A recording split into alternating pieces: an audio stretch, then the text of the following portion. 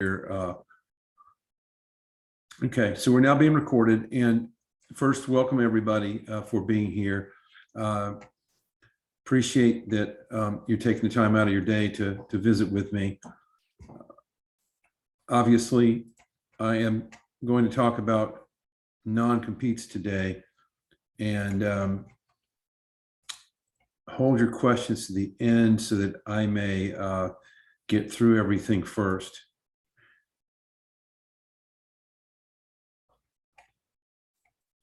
Okay. All right. So we're going to talk about what's happening with non-competes, but first a word from our sponsor. That would be my law firm. And we are what we call Law 2.0. Many of you know that we differentiate ourselves being in a cloud-based distributive model where we're partner only, and we provide efficient, cost-effective legal services. On the screen, I'm just going to show you all the different areas of law we handle, which is pretty much everything, i.e. we're a full-service law firm. And as most of you know, I mostly handle employment and regulatory matters, but I have the bench strength on all these other items. So that being said, I'm going to jump right into the non-compete, but I'm first going to talk generally about what we call restrictive covenants. So the larger category of different types of what we call restrictive covenants would be constituting non-compete, non-solicitations, and confidentiality non-disclosure. Some agreements cover all or some of these subjects. I'm specifically going to focus on the non-compete, although a lot of what I say may apply to non-solicit and confidentiality because most states have treated certain non-solicitation agreements like non-solicitation of customers and coworkers in the same standard and manner in which they handle a non-compete. So it'll be applicable, but I won't have time to go into all the nuances and the differences. So maybe for another webinar if demand would allow. But that's the overview. And so why do we sit down and hammer out these type of agreements? Well, the value is, of course, in the fact that you built a business or you're working for a business that spent a lot of time and energy developing goodwill. It has confidential proprietary information, trade secrets, which might include customer lists, pricing, training manuals, other things you create in-house that are not publicly available. It might also be a tool to retain workers so they won't leave easily. And sometimes it's a way to keep continuity in relationships with your clients or customers because you got the same people servicing them, they're more comfortable. And it's meant to incentivize your investment in obviously workforce training because sometimes it's a significant cost, research, help you improve business methods and product development, because if all of that is kept confidential and folks are not free to go down the street and basically turn all that over to a competitor, you can see where the value is. Now, there are those objectors or there are other arguments against, and this is going to feed into the climate we're currently encountering with respect to non-competes. And that is, the arguments are restrictive covenants reduce employee bargaining power because they can't freely move from job to job. It depresses wages, which plays into our current president's thought of why wages should be raised to a minimum of $15 an hour and why somebody should be able to move from company A to company B to get a higher wage. That's part of the thinking there. It obviously lowers the probability of somebody staying in a trade or profession, because if the restrictions in territory or duration are such that they can't find another comparable job in the area, they may get into another field or it may then thereby reduce productivity in a sector that, because some skilled people are leaving. It also creates a more migrant, meaning people are going to leave the area to avoid being in violation of the covenant. It obviously gives restrictions on, customers and clients' abilities to go to another company if their, salesperson or point of contact left. And then there's another argument that it impedes innovation because it reduces healthy competition. Now, I'm not putting a value judgment on whether I agree or disagree with any of that. I'm just throwing out what the pros and cons are that are raised. So while we're talking about non-competes, we're in this oddball universe of what people are now coining the Great Resignation. What is the Great Resignation? Well, there's been predictions that millions of employees will leave their jobs as the pandemic, subsides, which I don't know if it has, but nevertheless, they're doing some studies right now on movement of workers and non-competes. And so Wall Street Journal says that the highest percentage of employees are leaving jobs now than in a generation. And Microsoft has a trend index that reports more than 40% of the workforce intends to leave their employer this year. So there's definitely more what I call employee empowerment and entitlement, at least in the approach that a lot of workers are taking. Of course, within that group of statistics that I just quoted, there are going to be a number of folks that are subject to these restrictive covenant agreements. They may have confidential trade secrets. So it creates some conundrums for employers. So even if they leave on their own accord, you can enforce this type of agreement. If you fire them, you could enforce it potentially. And we'll talk about what the moving parts are generally. So are we going to get involved in litigation? Should you seek to enforce a covenant if an employee leaves? If you don't enforce it, does that impact future ramifications? And obviously the question is there some legal consequence of not enforcing in every instance, or are you getting into a selective enforcement that has repercussions? And I'm going to touch on all that. So first, the question is, why is our president discussing non-competes? All right. So if you recall, back on July 9th, Biden issued an executive order that asked the FTC to, quote, curtail the unfair use of non-compete clauses and other clauses or agreements that may unfairly limit worker mobility. And then there's a Senate bill that's been kicking around to ban non-competes. So, given that, if you are or have a client that is a government contractor, at a minimum, if we're now regulating restrictive covenants at the federal level, you need to take a look at whether you're going to be in conformity in conjunction with any state development. So historically, the states govern non-competes, but the FTC has jurisdiction over trade practices and unfair trade practices. And so the administration is looking at non-competes as a form of restraint of trade, which it is, because it restricts your free movement of workers. And that's where the jurisdiction comes in, although normally we talk about state law. And so this, coupled with this trend of limiting enforceability, is creating a climate where, as an employer, it's becoming harder to, protect, as I described, the reasons why you have these non-competes. To give you a little more insight, here's a quote from a White House press room briefing from, again, around the same time in July.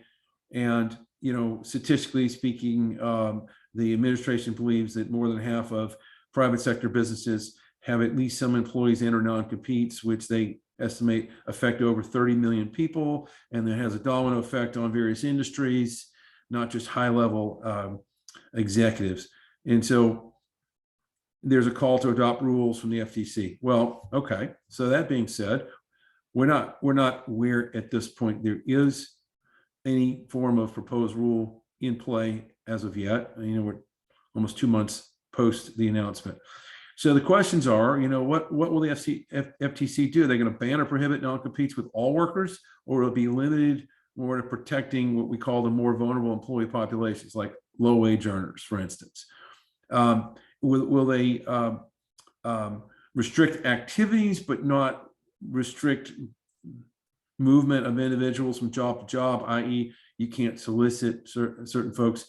Or are we going to get into this has been the purview of the states. This is a preemption issue, which means federal government has no right to legislate this. It's, again, so based on that, folks are saying, we expect this rulemaking, whatever it comes out to be, is going to be challenged in court. And of course, because there's nothing in play yet, this executive order does not require any immediate action on your part at this time. So then we get back to what is more the defined body of more long-term jurisdiction over states. And, for a good bit, a few states, including California, limited laws, passed laws to limit enforceability of non-competes. In California, it's very hard to enforce a non-compete. So you have to use other means to protect your information and, the items that I went over earlier. In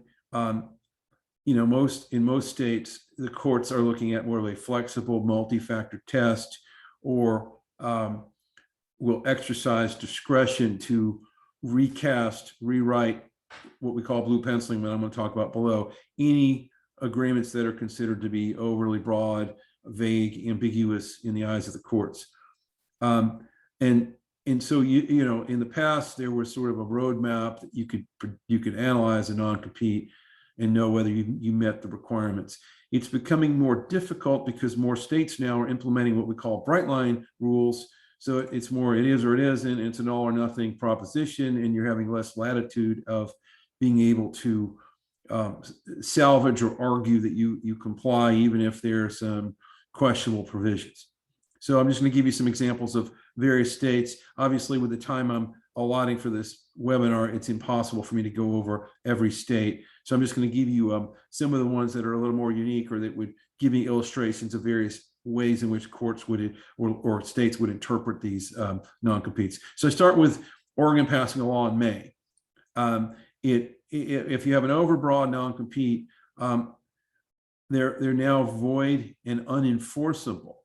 It used to say voidable, so they updated the statute. So does this mean it's now more limited? And again, we're into an all or nothing. We don't know, but it's certainly the language change would lend a suggestion to that. Around the same time, Nevada now put in play employer penalties if an employer attempts to enforce what is an unenforceable non-compete agreement.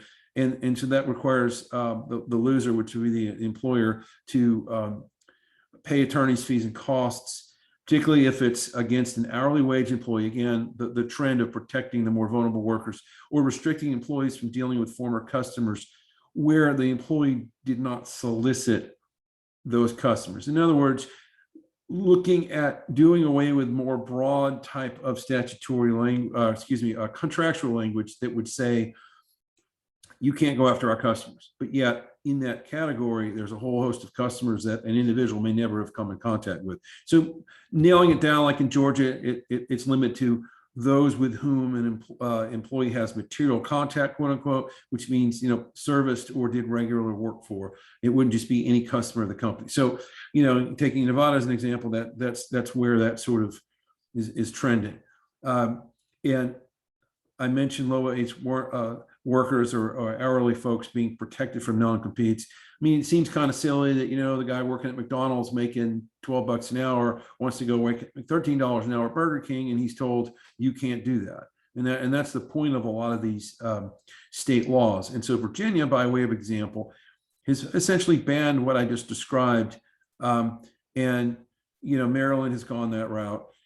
Some states have gone even broader. DC was scheduled to by this year to join, you see, California, North Dakota, and Oklahoma to ban in most circumstances non-competes, but they've delayed it by statute until April of next year. But you see now you have a number of states where you just can't even really find a viable way to use a non-compete. And I'll talk about some strategies and what you do where you can't enforce a non-compete or present one to an employee. So, and then you have Massachusetts. And Massachusetts is interesting because it poses an issue that kind of gives you more of a larger landscape. It's kind of akin like when you provide a departing employee with a severance agreement. So similar sort of requirements. The Non-Competition Act, first of all, limit the duration to 1 year, and it has to give advance notice and an opportunity to consult with counsel. So you can't just hand it to them. In a lot of states, you can say, here's your agreement, employee, whether you've been here 1 year, 1 week, or 10 years. Sign it today, or you no longer have a job because it's now a condition of employment. Well, Massachusetts is saying you can't do that. You have to give people forethought, let them review it with an attorney and decide what they want to do. And we can't go over 1 year, which in a lot of states, 2 or 3 years can be considered reasonable. In some cases, 5, and so forth. So, and then there's a distinction between if you're offering this to a new employee or a current employee. So the new employee, you see there's a bunch of rules there. It has to be in writing. I mean, we never ever enforce anything that's not clearly in writing anyway, but signed by both parties. That's another key. I've had a lot of cases where the employer provides me with a copy of a non-compete and the employee's signature is not on it. And the employee has the other copy and now is saying they didn't sign it. And it's problematic. And of course, you have to give them the right to consult with counsel and so forth. And there has to be an offer of employment, and you have to give it to them 10 days more before they start. So you can't just, again, spring it on somebody when they walk in the door day one. Now, for current employees, it's a little more watered down because they're already employed, but still some of those moving parts. And Massachusetts has strengthened an area which I think does lend itself to consideration, which is in some states, continued employment, new employment is considered, or access to confidential proprietary information by way of example, is considered valid consideration. Well, Massachusetts is basically requiring garden leave or additional consideration. And there are states that also have additional consideration requirements. And I say, look, you can give somebody like $100 at the time that they sign the agreement. That's additional consideration because it's got to be something above and beyond what they're entitled to. That's a minimal burden on the employer, but it would meet the requirement. And something like that might work. But if you just say it's continued employment, you're an at-will employee, that's my consideration, you're going to run a bigger risk of it not being enforceable. And timing can be crucial. So how old is the agreement? Give you an example here. Illinois has just passed a law that's going to go in effect in January 1st. And so there's a difference between how you interpret non-competes that are already in existence and then those that are post-January 2022. And so you see the new law bans low-wage earners from signing a non-compete. They define that as $13 an hour or less. And then if it's a salaried employee or on an earnings basis, they have a graduated increase of what that threshold is. And so if you're making less than that 75,000 or under come January 1, if you're presenting somebody with a non-compete under Illinois law, it would be unenforceable. So just another example of where you kind of need to understand that the layout of the land is going to be different from state to state. Using Georgia as an example, so Georgia passed a statute back in May of 2011, and Georgia limits non-competes to specific types of jobs, as you can see. The most common that I run into are for executives or for people in sales, because they have the most access to the areas in which you can, economic harm can apply. So, and then,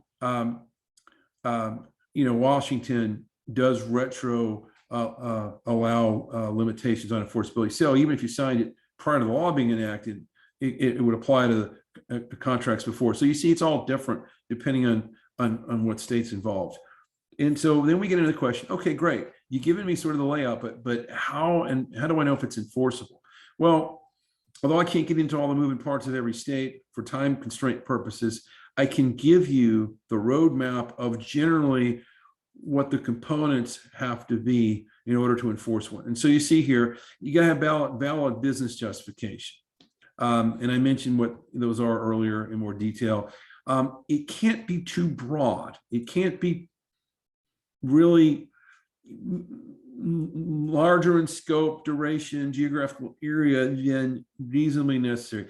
So for example, I'll take a chiropractic practice. Those are usually neighborhood practices. They're not, so somebody usually doesn't drive more than say 20, 30 minutes to go to a chiropractic office. So if you're trying to restrict a chiropractor from going to another office, you probably can't say, the entire state of Florida or, within a 100-mile radius of the office where you provide services, because it's going to be too broad. And you don't have a legitimate interest in that case to protect because you're just not losing customers outside of that, a more reasonable radius.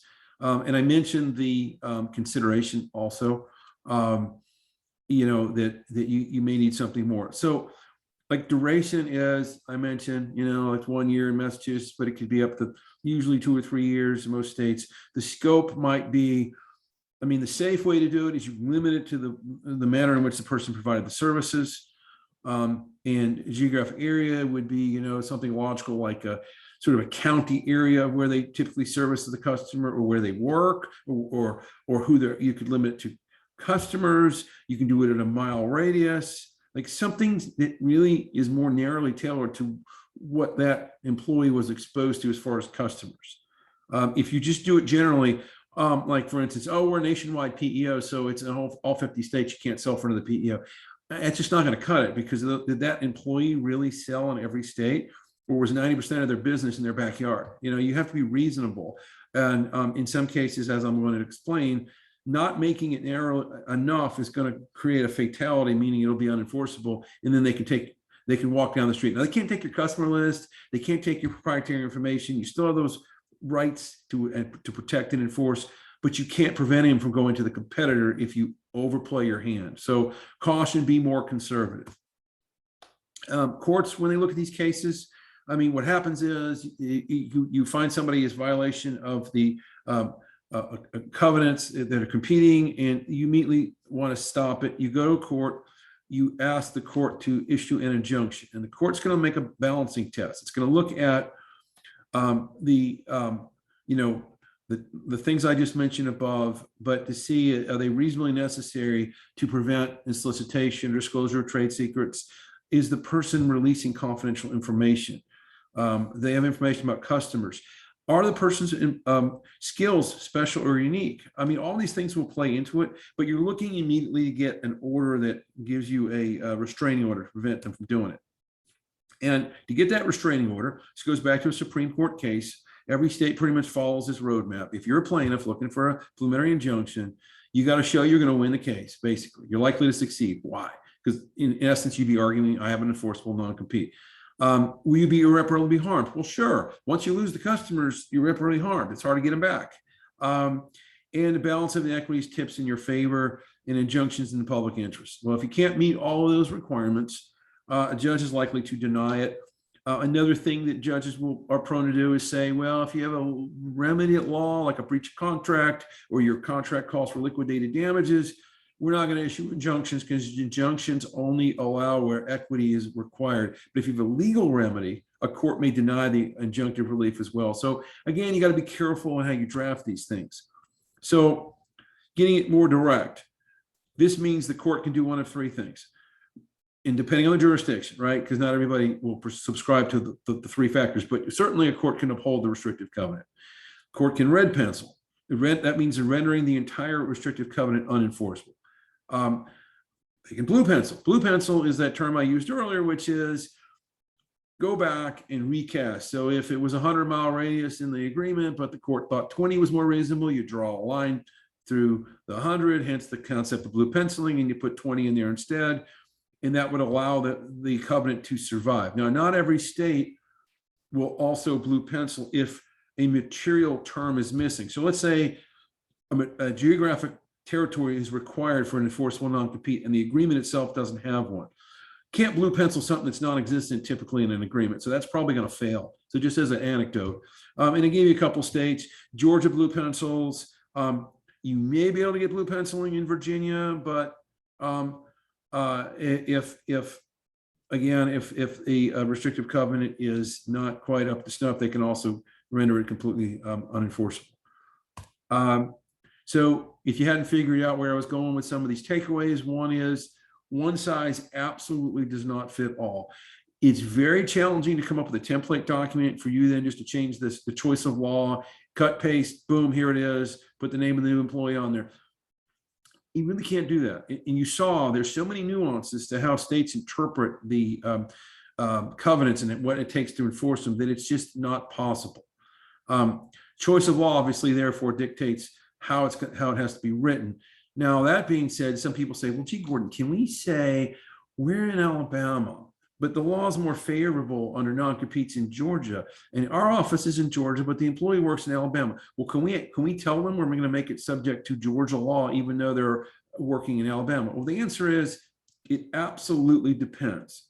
Not every state will comply with a foreign choice of law, and it may have to do with whether it's contrary to the state's constitution. It may just be a body of case law that says we won't apply foreign choice law. We protect our citizens, like California does that, for instance. So again, it's going to depend if you're trying to get cute about it and say, well, we're just going to use Georgia in my example. May not be able to fly. The other thing is, you should revisit these agreements periodically, because particularly the fact that people's jobs change, businesses evolve, you have new duties, new territory, maybe servicing new customers. This could change, and therefore the non-compete could be outdated, and you may have made it unenforceable by not updating it. And then I mentioned earlier that enforcing a valid non-compete that you have with an employee could be detrimental. There's a legal doctrine known as a waiver doctrine, which is you sat on your hands and didn't enforce it against, Sam, and so therefore you can't enforce it against Sally. And that's kind of a simplistic way of arguing it, but that's a problematic issue if you don't seek to protect consistently and if you don't hold people in non-competes. What I like to tell folks is I can't promise you your non-compete's going to be ironclad. We do the best we can do, and that you should look at it more as a deterrent, so that employee won't brazenly go down the street and do all the things that we don't want them to do. But it's hard to promise it being ironclad. Why? Last bullet point. Because a lot of times you're going to face a judge on a TRO, and it's the luck of the draw. The judge is looking at the facts. The judge is going to apply subjective criteria as much as the law to determine, is it reasonable? What the public interest balance? That's all subjective. So if you get the wrong judge, with a questionable set of facts, let's say, you could lose. So even if the law says, you should be in the clear, the judge may think otherwise. And then this is where things can go sideways. So I always tell people it's more of a deterrent than it is ironclad. So what should you be doing at this point? Well, ask yourself, do your non-compete agreements still make sense? I don't want to talk about COVID and pandemics and vaccines and masks. I was trying to get a break from that by doing something that had nothing to do with it. But given the rise of telecommuting in our current climate, how's that? It's reasonable to expand. Is it reasonable to expand the geographic restriction on for future employment? I mean, how do you want to marry the fact that somebody used to go to an office and now they're working out of their house with what it says about the territory, the restrictions and so forth? Clearly, you need to stay on top of changes of the law, because I just mentioned there's certain laws that haven't come into play yet. They may hit next year. And, with folks being more remote and we're spreading out our workforce, more state laws are coming into play. So continue to stay on top of things. And know what cards you're holding with your non-compete. What are your strengths and weaknesses? Talk to your counsel. I mean, I do this all the time. I recommend tailoring your agreements state by state, being very detailed and methodical to avoid that margin for overly broad and error of not applying the current landscape to your agreements. You need to do that and do that often. And sometimes it means you tell somebody, we're not going to honor or continue to enter into the agreement you signed 2 years ago. Things have changed. Here's a new agreement you got to sign, and know that whether you have to add additional consideration or whether it's okay just to say sign it or you don't have a job. And obviously there's going to be places where you can't enforce non-competes, so you need to look for other methods. You still have rights for trade secrets, confidential information, proprietary information. Certain employees in certain positions have a duty of loyalty to the company. They can't just go and breach that duty. So you talk to your attorney. There are ways that you can still get to where you want to go even without a non-compete. So I'm going to stop the share. Well, first I'm going to say it's time for questions, but I'm going to also point out here that most of you on this call are great clients and folks that I know. And if for some reason you're not getting my legal alert, I send them out every Friday. It's an email and you want to be added. If you don't have my email address, it's on the screen.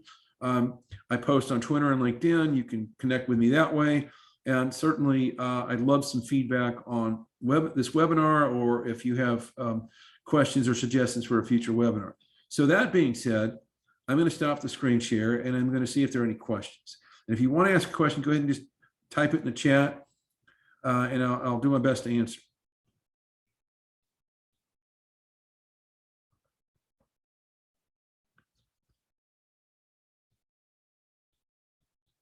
Give it another 30 seconds because not everybody's a speed typer.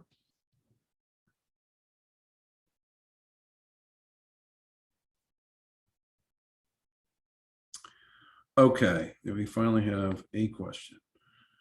All right, no questions. Thank you for being so thorough. Okay, I'll take that. All right.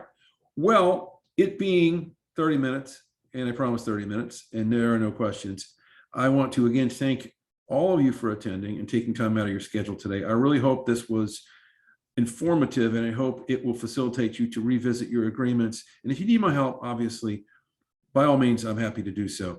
I will continue to do these periodic webinars. It is recorded, so if your colleagues missed this, I will be putting up it on my YouTube channel, and on my Friday newsletter, I will indicate the URL and how to get that, and then folks can go and watch it at their leisure. So appreciate everyone's time. Thank you again for being terrific clients, friends, and colleagues, and I look forward to doing this again with you soon.